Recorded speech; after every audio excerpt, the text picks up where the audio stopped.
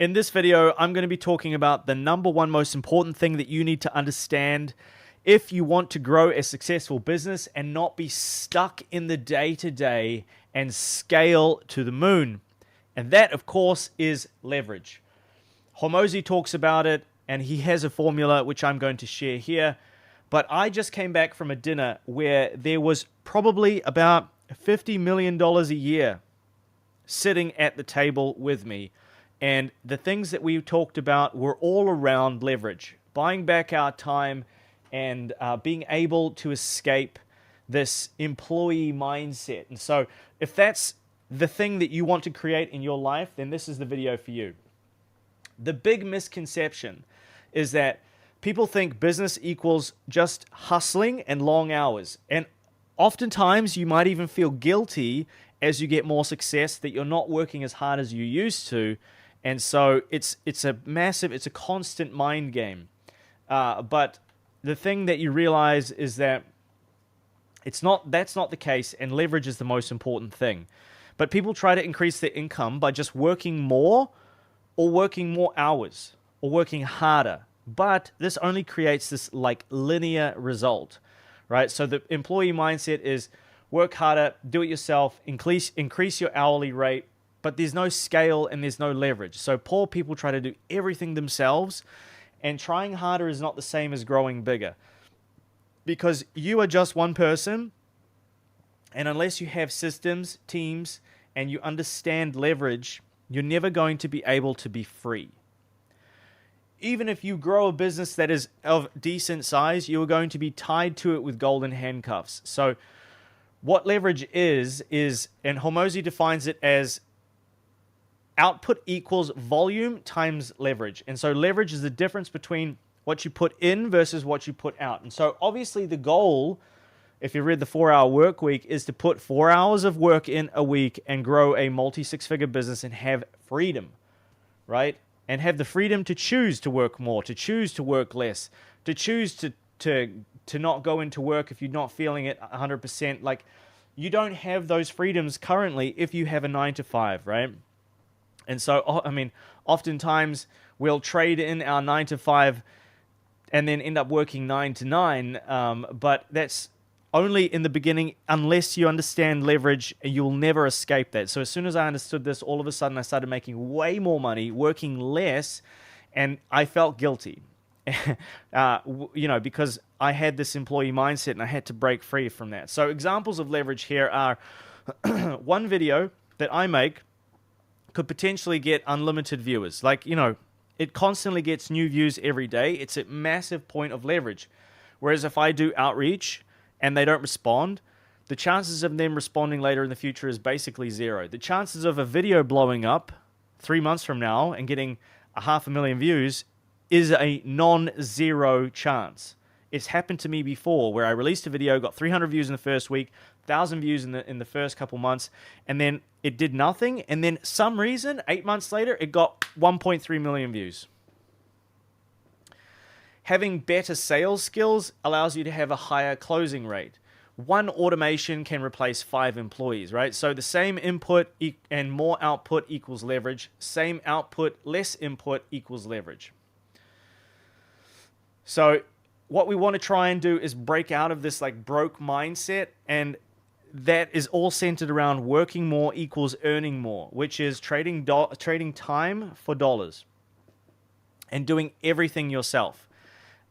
Trying to save as much money as possible and having the idea that if you can do it, you're going to do it better, and you should save the money and do it yourself. This is how you stay poor. So you avoid spending money and you work 2 jobs to increase your income, and you maybe even learn skills to do it yourself. Like if you want to create videos and you don't know how to edit the videos, then you learn how to edit the videos and you add another 2 hours into the production time.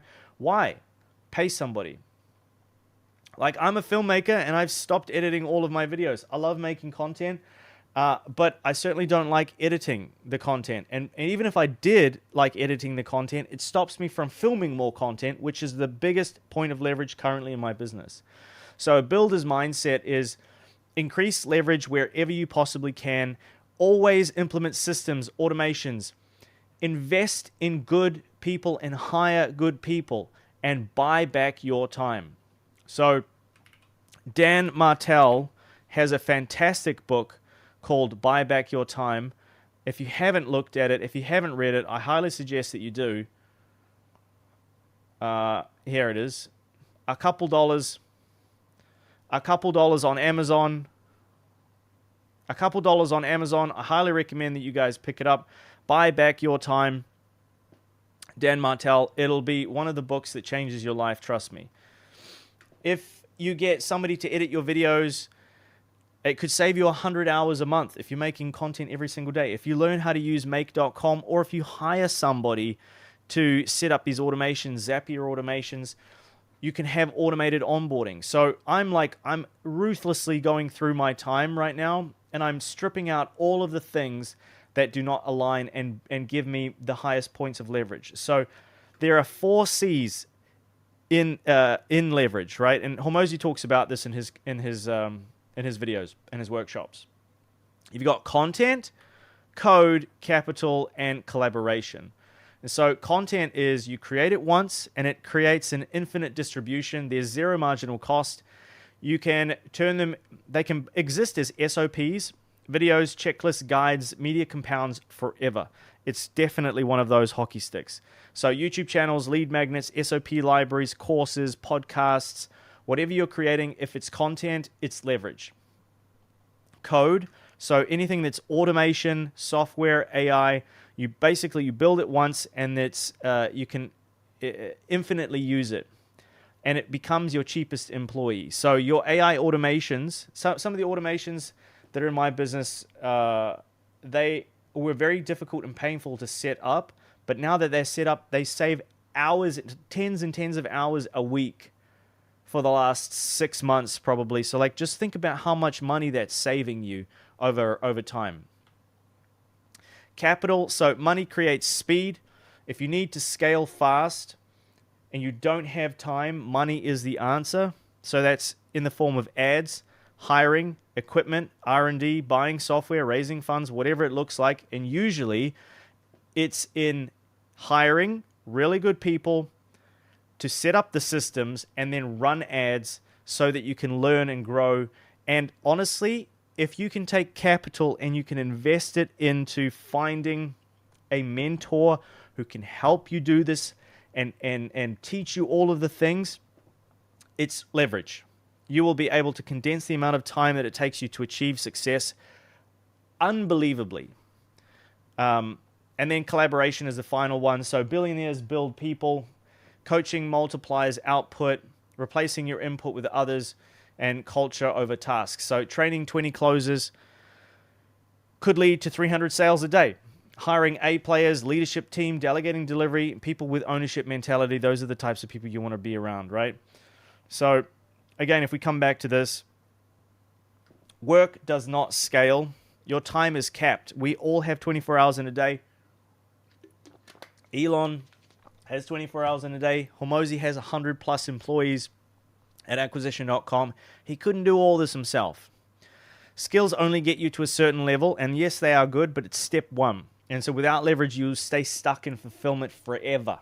And trust me, it's a painful place to be. It's a trap, really. So leverage helps you scale, and with leverage, you can grow without burnout. And leverage separates freelancers from founders. And so there was a period in my life where I was just a very, very high-paid freelancer. If I really looked at it, I was running around working 16 hours a day, multiple clients, no one on my team, and I was just a very highly paid freelancer, and it was terrible.